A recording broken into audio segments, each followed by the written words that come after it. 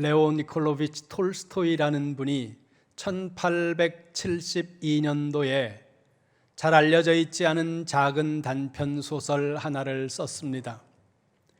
러시아 제목을 제가 찾아가지고 인터넷에서 한글로 이렇게 발음하는 걸 적어놨길래 제가 적어왔습니다. 러시아를 한마디도 못하기 때문에 이 발음이 맞는지 안 맞는지 제가 모르겠습니다. 한번 읽어볼 테니까 들어보세요. 보흐 프라브드 비짓 다니스라즈 스카젯, 이게 제목인데 발음이 맞는지 모르겠어요. 이 소설을 지난 주간에 제가 읽었습니다. 영어로 된 번역이 God sees the truth but wait, 하나님은 진실을 보시지만 그러나 때로 기다리신다, 이런 제목으로 쓰여진 책인데 내용이 이렇습니다. 젊고 건실한 상인 이반 드미트리치 엑시노프라고 하는 사람이 어느 날 집에서 아주 멀리 떨어져 있는 니즈니 페어라고 하는 시장으로 가려고 할 때 그의 아내가 여보, 오늘은 안 가는 게 좋을 것 같아요. 간밤 당신과 관련된 꿈을 꾸었는데 꿈에 당신의 머리가 백발로 변하는 꿈을 꾸었습니다. 그러니 오늘은 떠나지 마세요. 남편이 좋은 꿈인 것 같은데, 그리고는 아내의 만류를 뿌리치고 시장으로 출발했습니다. 가는 길에 여관에서 모르는 사람과 함께 같은 방에 투숙을 했는데 아침 일찍 일어나서 그 사람이 잠에서 깨기 전에 조심조심 짐을 싸가지고 시장을 향해서 출발을 했습니다. 그런데 얼마 가지 않아서 경찰에 체포되었다는 거죠. 간밤에 함께 묵었던 상인이 살해되었고 피 묻은 단검이 이 엑시노프라고 하는 사람의 가방에서 발견되었기 때문입니다. 엑시노프는 무죄를 주장했지만 결국 시베리아 유형이라는 엄청난 판결을 받고 26년 동안 굴락 강제 노동 수용소에서 죄수로 살아갑니다. 비록 누명을 쓰고 죄수가 되어서 강제 노동을 하면서 그렇게 죄인으로 살지만 엑시노프는 수용소에서 모범수로 정직한 사람으로 인정받으면서 시간은 흐르고 26년 전 아내의 꿈처럼 그의 머리가 백발이 되었습니다. 그러던 어느 날 죄수 한 명이 들어오는데 대화 도중에 26년 전 자신에게 누명을 씌운 진범이라는 사실을 알게 된다는 거죠. 분노로 복수심으로 몇 날을 보내는 중에 이 진범이 탈옥을 하기 위해 땅굴을 파는 현장을 목격합니다. 굴은 발각되고 누가 굴을 팠는지 간수들이 조사하는데 그 모습을 보면서 복수를 하고 싶은 마음 가득 차오르는 거죠. 복수할 수 있는 기회 아닙니까? 그런데 하나님이 원하시지 않으면 나도 말하지 말아야지.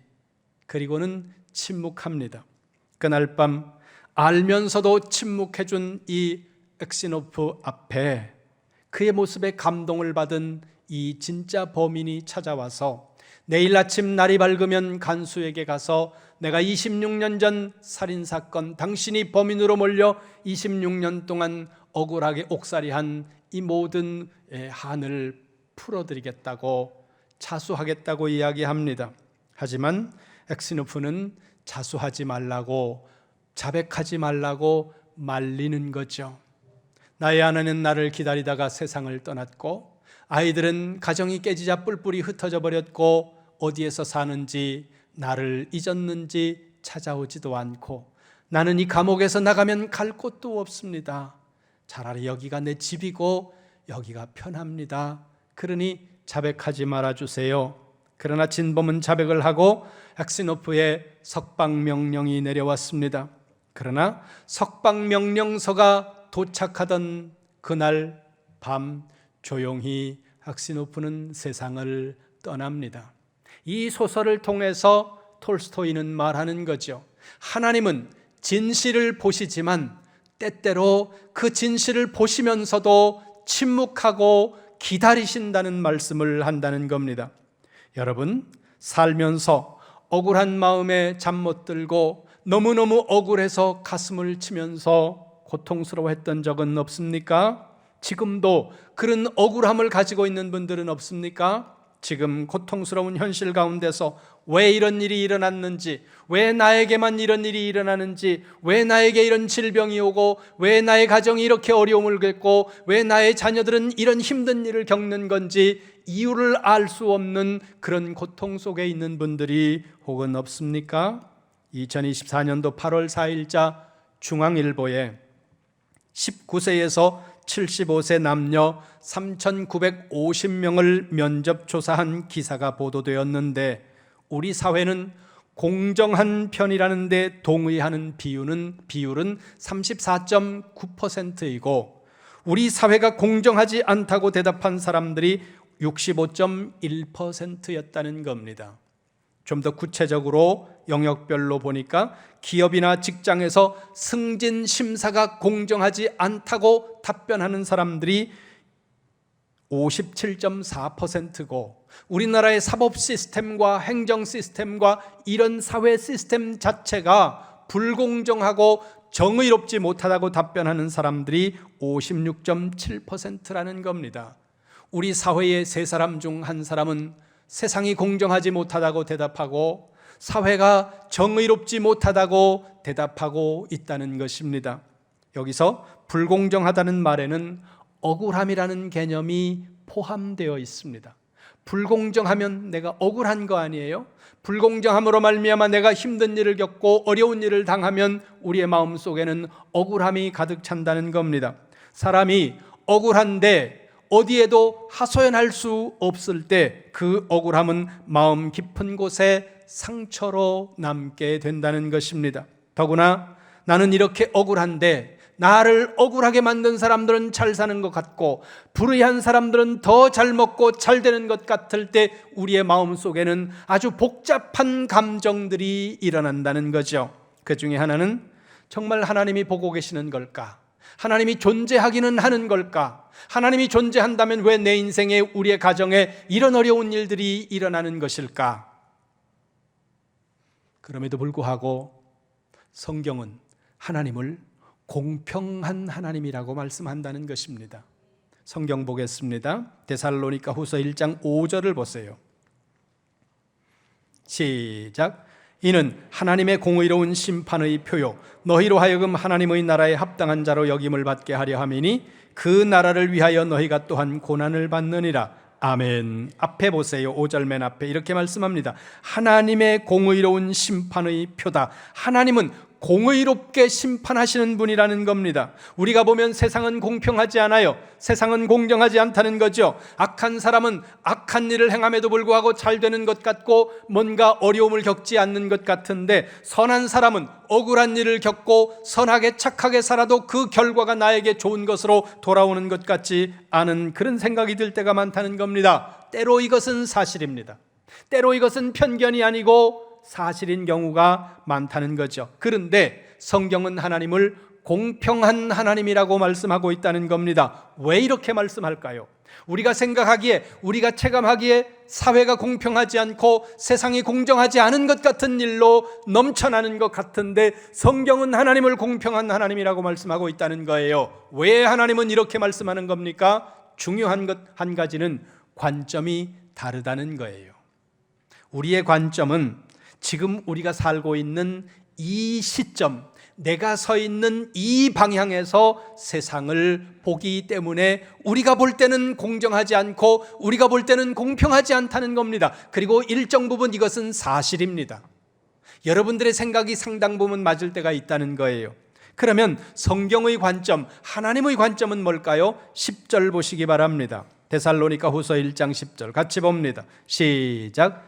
그 날에 그가 강림하사 그의 성도들에게서 영광을 받으시고 모든 믿는 자들에게서 놀랍게 여김을 얻으시리니 이는 우리의 증거가 너희에게 믿어졌음이라. 아멘. 거기 맨 앞에 보세요. 그 날에, 여기서 말씀하고 있는 그 날이 어떤 날이냐 하면 이 부분을 헬라어 사본으로 보면 엔테헤메라 에케이네라고 되어 있습니다. 헤메라는 day, 날이라는 뜻입니다. 에케이나라는 이 단어는 지시 대명사입니다. 그런데 엔테헤메라 에케이네라는 이 단어는 관용구처럼 쓰이는데, 이 부분이 신구약 선지서와 신구약 성경 전체에서 보면 선지서라든가 복음서라든가 바울 서신 전반에 걸쳐서 특별한 심판이 이루어지는 날, 다시 말해서 예수 그리스도가 임재하는 다시금 강림하시는 파루시아, 그 재림의 날을 지칭하고 있는 관용적인 표현으로 이 단어, 그 날이라는 단어가 쓰인다는 것입니다. 조금 앞으로 와보세요. 1장 7절을 보세요. 데살로니가 후서 1장 7절 시작. 환난을 받는 너희에게는 우리와 함께 안식으로 갚으시는 것이 하나님의 공의니 주 예수께서 자기의 능력의 천사들과 함께 하늘로부터 불꽃 가운데에 나타나실 때에. 아멘. 거기 중간 좀 보세요.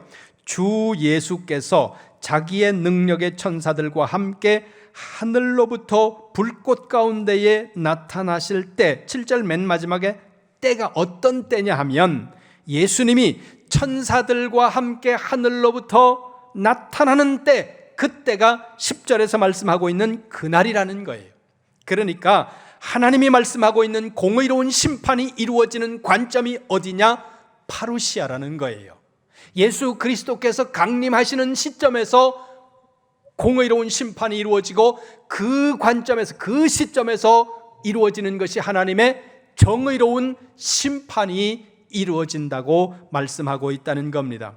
그렇다면 우리가 살아가는 세상의 시간 속에서, 내 인생이라고 하는 삶의 자리에서 때로 공평하지 않은 일들이 일어난다는 거예요. 그리고 그것은 내 인생 동안 상당히 오랫동안 지속될 수도 있고, 어쩌면 내 인생이 끝날 때까지도 지속될 수 있다는 겁니다.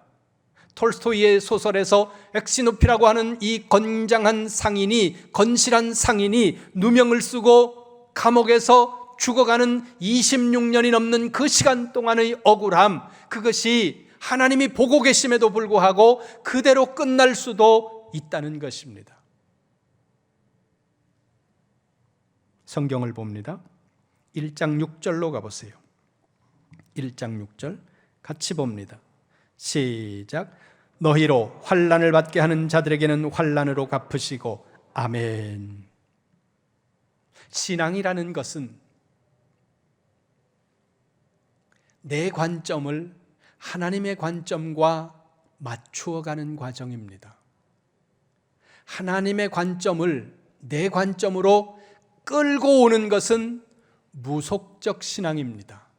성경적 신앙은 하나님과 내가 생각이 다르고 하나님과 내가 서 있는 곳이 다를 때 내가 있는 자리에서 하나님이 계신 곳으로 가는 것이 성경적 신앙이고 건강한 신앙이라는 거예요. 자, 6절을 다시 보세요. 너희로 환난을 받게 하는 자들에게는 환난으로 갚으시고. 헬라어 본문으로 보면 이 문장이 구조가 재미있게 되어 있습니다. 환난이라는 헬라어는 들립신이라는 단어입니다.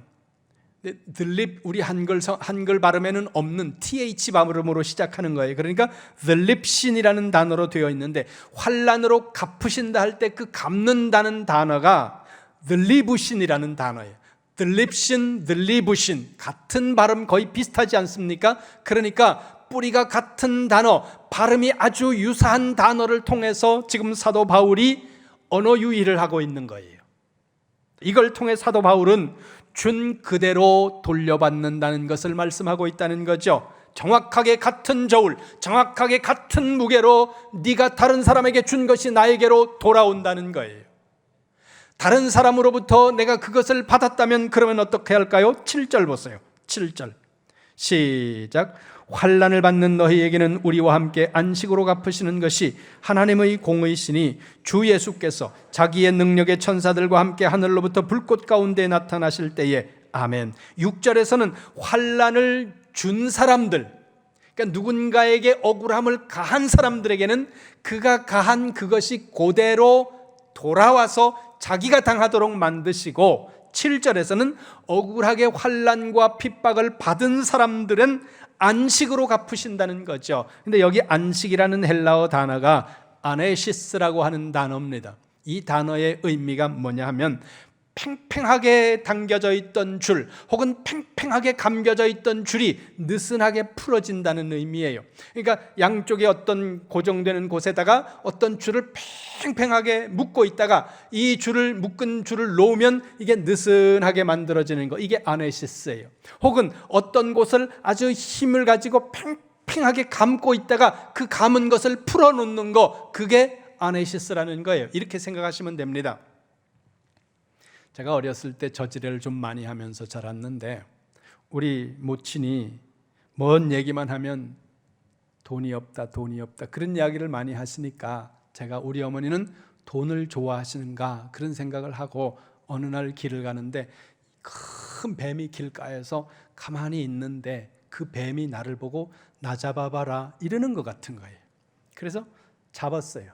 중학교 1학년 정도 될 때인데 그걸 잡아가지고 어떻게 하다 나니까 이렇게 잡아가지고 손으로 이렇게 목을 딱 쥔 거예요. 뒤를. 이걸 묶어야 되잖아요. 이걸 들고 멀리 집까지 갈 수는 없으니까. 그래서 사촌 동생이 2살 아래 사촌 동생이 그 옆에 있길래 너 여기 이렇게 잡고 있어. 그래서 이제 사촌 동생 보고 뱀 목을 이렇게 이제 뱀 모가지라 그러죠.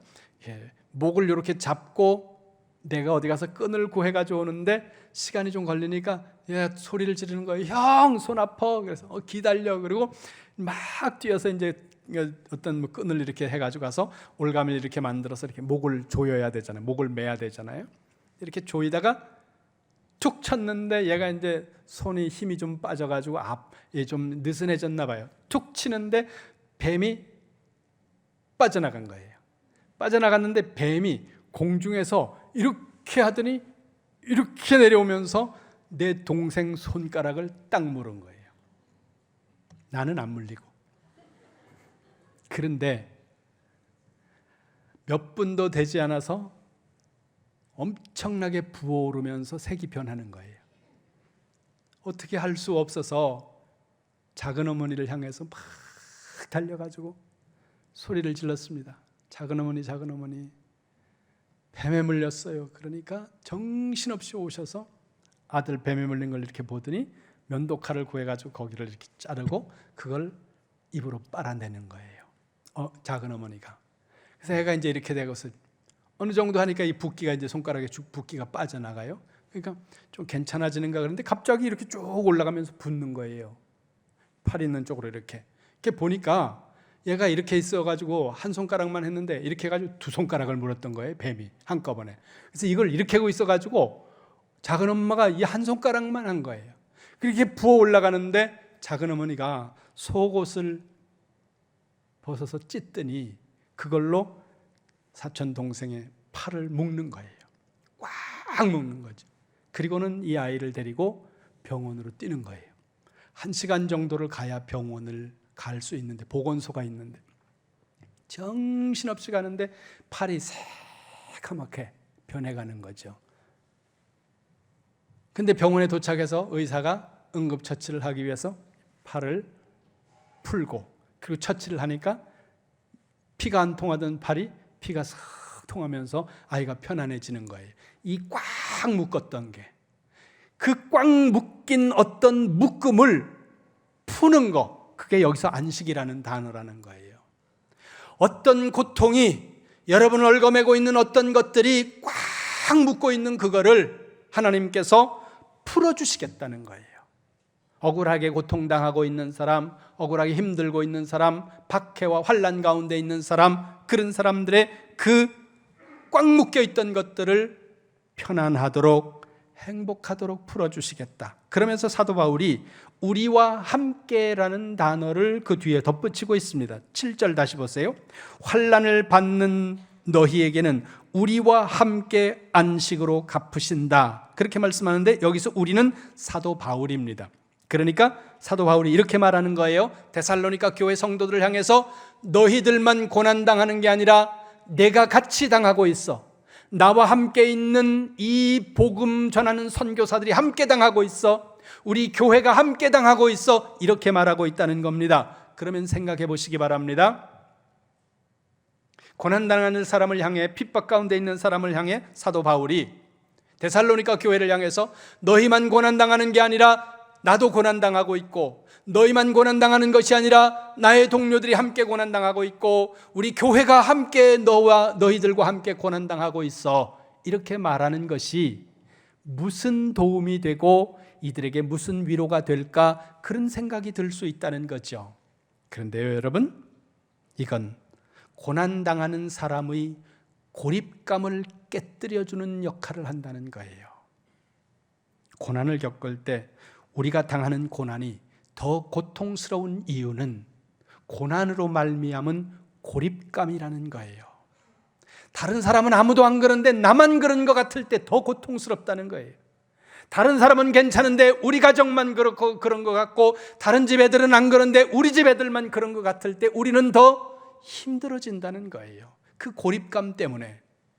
성경을 봅니다. 욥기 23장으로 갑니다. 욥기 23장 2절 말씀입니다. 같이 봅니다. 시작. 오늘도 내게 반항하는 마음과 근심이 있나니 내가 받는 재앙이 탄식보다 무거움이라. 아멘. 욥이 말하는 거예요. 고난 가운데 있는 욥이 이렇게 말하는 거예요. 나에게 반항하는 마음이 생긴다. 근심하는 마음이 생긴다. 그런데 이게 내가 받는 재앙이 내 탄식보다 무겁다. 무슨 말씀인가 하면, 욥의 친구들이 욥을 찾아와서 욥에게 이렇게 말합니다. 잘 생각해봐라. 왕골이 자란다는 건 거기가 진펄이라는 뜻이고, 갈대가 자라고 있다는 건 거기가 근처에 물이 있다는 거다. 네가 지금 이렇게 고난당하고 있다는 거, 네가 하는 게 뭔가 안 되고 있다는 건 뭔가 너에게 죄가 있다는 거야. 네가 인정하지 않고 네가 모른다 하더라도 뭔가 죄가 있다는 거야. 그러니까 너 죄를 회개해. 이렇게 하면서 정죄하고 판단한다는 거예요, 친구들이. 그때 이 욥이 점점 더 반항하면서 근심하는 마음만 차오르자 욥이 이렇게 말하는 거예요. 내가 지금 이렇게 반항하고 내가 지금 이렇게 힘들다고 비명소리를 내고 어렵다고 말하는 거, 이거는 내가 당하는 그 고난의 크기에 비하면 아무것도 아니야. 내가 당하는 고난의 크기는 너무너무 크고, 내가 지금 이렇게 찍소리 내는 건 이건 아무것도 아니야. 내가 당하는 고난이 크다는 생각을 하고 있다는 거죠. 누가요? 욥이. 그래서 8절로 가보세요. 욥기 23장 8절 시작.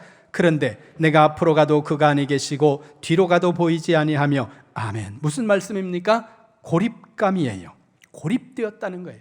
동서남북 사방으로 가도, 앞으로 가도, 뒤로 가도, 오른쪽으로 가도, 왼쪽으로 가도 아무도 나를 도와주지 않고, 하나님도 나를 도와주지 않고, 하나님도 없는 것 같다. 이 고립감이 우리로 하여금 더 고통스럽게 만든다는 거예요. 내가 당하는 그 고난을 더 아프고 힘들게 만든다는 거죠. 히틀러가 전 세계를 상대로 전쟁을 하면서 유태인들을 수백만 명을 학살할 때, 이 히틀러를 제지해야 되겠다고 생각하면서 행동하고 나오는 목회자, 신학자가 있었습니다. 젊은 신학자의 이름이 본 회퍼라는 사람입니다. 아주 좋은 신학자였어요. 이분이 어떻게 하면 이 히틀러를 막을까 고민을 하는데 막을 수가 없는 겁니다. 그래서 마지막에는 이가 히틀러를 암살하는 암살단에 가입해요. 목회자인데, 신학자인데. 그런데 안타깝게도 발각이 되어서 감옥에 갇히고, 그 감옥에서 세상을 떠납니다. 그런데 그가 감옥에서 남긴 유명한 말이 있어요. 이렇게 말해요. 내가 감옥에 온 건 그렇다 치자. 히틀러를 암살하려고 했으니까 죄가 있는 건 분명하잖아요. 그러니까 내가 감옥에 온 건 좋다. 내가 감옥에 온 거는 괜찮은데, 그런데 왜 밖이 이렇게 조용하냐 이거예요. 왜 내가 정의로운 일을 위해서, 내가 옳은 일을 위해서, 하나님을 위해서, 사람들을 위해서 옳은 일을 하려고 하다가 고난을 당하는데 왜 아무도 나에게 동조하는 사람이 없느냐 그거예요. 동조해주는 사람이 없는 이 고립감, 나만 이래, 나만 이렇게 고통스러워, 이것이 우리를 더 힘들게 하고 더 고통스럽게 만든다는 거죠. 데살로니가 교회는 어린 교회였습니다. 교회는 박해받고 있었고, 교회를 세운 목회자 바울은 떠났습니다. 박해는 계속되고 신앙이 흔들릴 수 있는 거죠. 그런 그때 바울이 말합니다. 너희만 고난당하는 게 아니라 내가 함께 당하고 있어. 우리 동료들이 너의 고난에 함께 동참하고 있어. 이것은 너희는 혼자가 아니야. 너희는 버려지지 않았어. 하나님이 너희를 외면해서 이러는 게 아니야. 너희가 가는 길이 사도의 길이고, 너희가 가는 길이 증인의 길이고, 너희가 가는 길이 우리와 함께하는 믿음의 순례의 길이야. 이 의미를 갖게 만든다는 거예요. 그러면 여러분 생각해 보세요. 내가 함께 고난당하고 있다는 이 말이 그들의 고난을 멈추는 것은 아니에요. 그런데 고난의 의미를 바꿔준다는 것입니다. 고난의 의미가 달라지면 고난이 우리에게 오는 강도라든가 의미가 달라진다는 거예요. 홀로 받는 고난은 절망이 되지만 그리스도와 함께 믿음의 동역자들과 함께 겪는 고난은 믿음의 순례길이 된다는 거예요. 제가 밑바닥 생활을 17살부터 했습니다. 그러다가 어떻게 하다가 돈을 좀 벌었습니다. 회사를 만들고 직원들이 많이 늘어났습니다. 여러 개의 회사가 있었는데 모든 회사의 직원들을 12월 31일 밤이 되면 해마다 동일한 행사 하나를 합니다. 그 행사에는 누구도 빠질 수 없어요.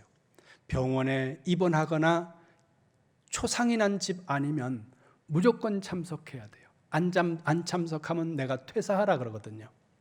그러니까 다 참석해야 돼요. 밤 10시, 11시 12월 31일 날 밤 청주 상당공원으로 모입니다. 그런 회사에서 준비한 버스를 타고 알 수 없는 곳으로 갑니다. 그리고 그 다음 날 새벽 8시까지 40km를 걸어요. 쉬지 않고. 여성, 남성, 나이 불문하고 모두가 하는 거예요.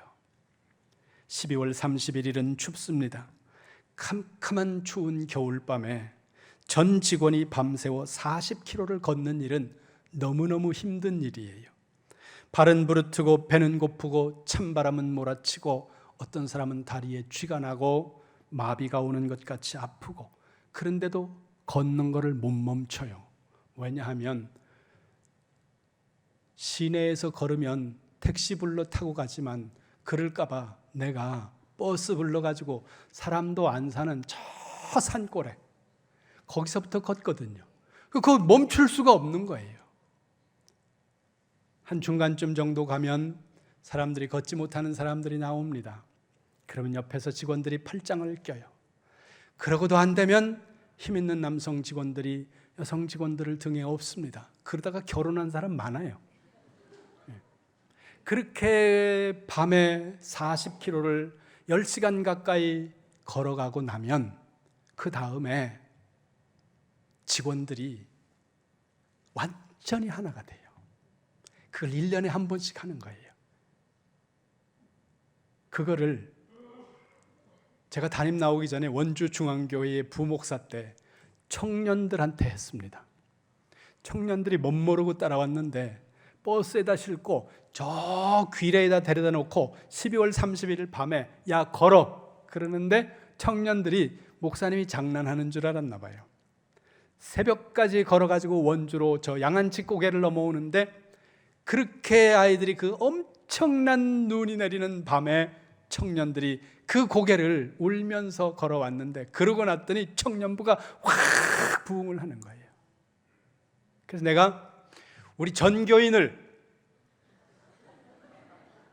그러면 MBC에서 난리가 날 거예요. 이상한 단체라고 뭐 별 이야기들을 다 할 것 같아서 요즘에는 그런 거를 할 수도 없을 것 같고 하지도 않는데, 여러분 힘든 시간을, 고난의 시간을 함께 견뎌냈다고 하는 이것이 네가 혼자가 아니야.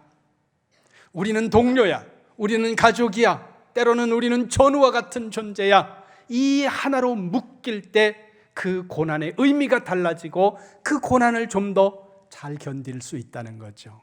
하나님은 고난을 없애주시는 방법으로 하지 않고 이 고난을 견디는 쪽으로 하고 계시다는 거예요. 왜 그럴까요?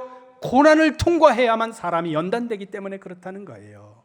고난이 아니고 성공을 그리고 번영을 통해서 사람이 연단되는 경우는 거의 없습니다.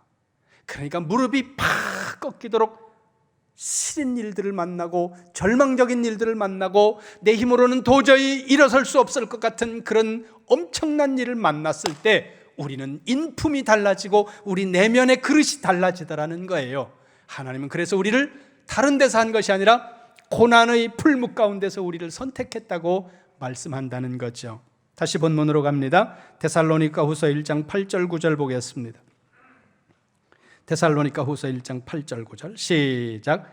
하나님을 모르는 자들과 우리 주 예수의 복음에 복종하지 않는 자들에게 형벌을 내리시리니 이런 자들은 주의 얼굴과 그의 힘의 영광을 떠나 영원한 멸망의 형벌을 받으리로다. 아멘. 데살로니가 후서 1장 8절 9절로 오면 성도들에게 환난이라는 고통을 가한 사람들에게 그들이 준 그대로 갚으신다는 말씀을 더해서 하나님을 알지 못하는 사람들과 복음의 말씀에 순종하지 않는 사람들에게 심판하시겠다는 선언의 말씀이 있다는 거예요. 거기 보세요.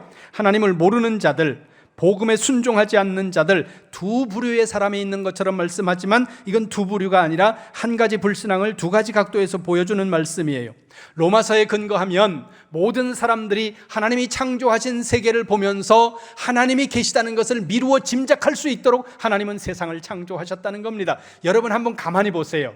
가만히 저 들판에 나가서 혹은 산에 가서 논밭에 나가가지고 그 어떤 식물과 나무들과 이런 것들을 가만히 보세요. 너무도 오묘하지 않습니까? 그 오묘함이 어쩌다 그렇게 됐다고 말하는 것은 너무도 터무니없는 말이에요. 그걸 가만히 보면 누군가가 이렇게 창조하고 이렇게 만들지 않고는 이럴 수 없다는 거예요. 사람만 봐도 그래요. 어떻게 보면 사람이 손이 딱 이렇게 딱 여기 맞을까? 그리고 남자들은 이제 중요한 데를 보호해야 되잖아요. 그게 누가 뭐라 그러면 딱 이 손이 딱 잘해가요. 안 잘해가는 사람, 이렇게 되는 사람 이상한 사람이에요. 또 너무 길어가지고 무릎에서 이렇게 되지도 않고 모든 게 보면 너무 오묘하도록 하나님이 만들어 놓으셨어요. 그 창조하신 세계를 보면 야, 하나님이 계시겠다 이 생각을 할 수밖에 없는데 그럼에도 불구하고 하나님을 찾지 않는 무지한 사람들, 그리고 복음을 전해드렸는데도 불구하고 복음을 듣고도 거부하는 사람들, 그런 사람들을 향해서 거기 보세요. 주의 얼굴과 그 힘의 영광을 떠나 영원한 멸망의 형벌을 받으리라. 고통 이전에 형벌은 뭐예요? 분리라는 거예요. 관계의 단절이라는 겁니다. 이것이 지옥의 핵심 실체 중 하나예요. 고통이 없다는 얘기가 아니에요. 지옥은 말할 수 없는 고통이 있는 곳이죠. 그런데 그 지옥이 어디서부터 시작이 되느냐? 관계의 단절부터 시작된다는 거죠. 그래서 바울은 말하는 거예요. 관계가 끊어진 게 아니라 네가 당하는 고통 나도 당하고 있어. 이게 뭐예요? 하나됨을 이야기하고 있다는 거죠. 이 말씀 앞에 우리는 두 가지를 기억해야 됩니다. 첫째는 만약에 복음에 순종하지 않는 사람이 있다면 지금 회개해야 됩니다. 그리고 복음을 받아들이지 않는 사람이 주변에 있다면 그 사람들을 향하여 간절한 마음을 오늘 우리가 가져야 된다는 거죠. 여러분 평안하십니까? 여러분의 삶이 지금 아주 평안하십니까? 감사하시기 바랍니다. 축하드려요. 그러나 혹 어떤 일이 억울해서 속상해서 고난 가운데 시련 가운데 있습니까? 그 시련 가운데 있다면 공의롭게 심판하시는 하나님을 바라보실 수 있기를 바랍니다. 오늘 여러분이 고난당하는 그 자리에서 보면 불공정하고 불의해 보이는 것일지도 모르지만, 그리고 그것은 일정 부분 사실이지만, 그러나 하나님은 말씀하세요. 내가 서 있는 관점에서, 이 종말이라고 하는 관점에서 보면 공정하다. 그리고 나는 공정하게 심판하는 하나님이다. 그 공정한 하나님의 심판을 바라보면서 마지막 하나님의 심판대 앞에서 공정하게 이루어질 그날을 소망하면서 그 믿음을 가지고 그 소망을 가지고 여러분이 겪고 있는 그 어려운 일들 가운데서 인내하면서 믿음을 지켜나가는 성도가 되시기를 주님의 이름으로 축원합니다.